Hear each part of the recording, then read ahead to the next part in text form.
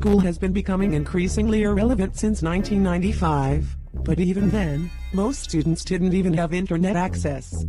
Now, almost every person who isn't homeless has their own internet at home. In 2019, we have all the information in the world, for the most part, in our pockets.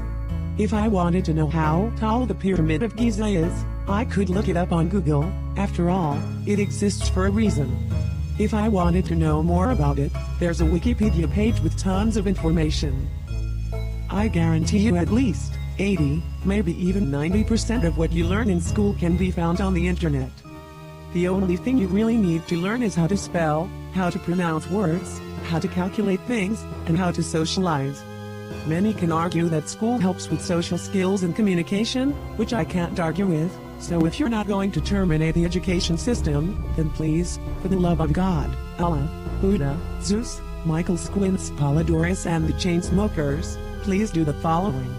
In the beginning of the year, ask kids to list their top 10 interests, and recommend classes for them, and they can keep the ones they like. Then, they can learn a lot about the things they're actually going to need to know in life, plus how to pay your taxes, and other stuff you actually need to know.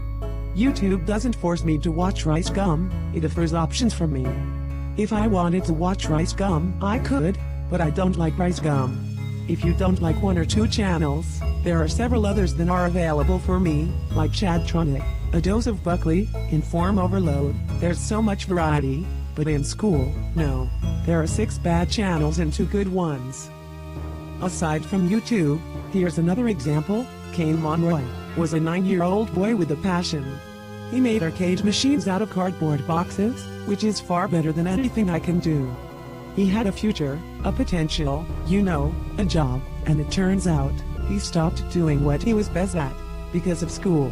He was all over the news because of his creativity, and you don't hear shit from him now, all because school ruined his dreams. You know who else never went to school? Steve Jobs, Bill Gates, and Mark Zuckerberg. 3 very successful people who didn't need college to achieve their dreams. Albert Einstein, one of history's greatest minds, also barely went to school. Another thing that sucks about school is the structure. We spend hours and hours being told what to do by a teacher, and if we do it wrong we get punished.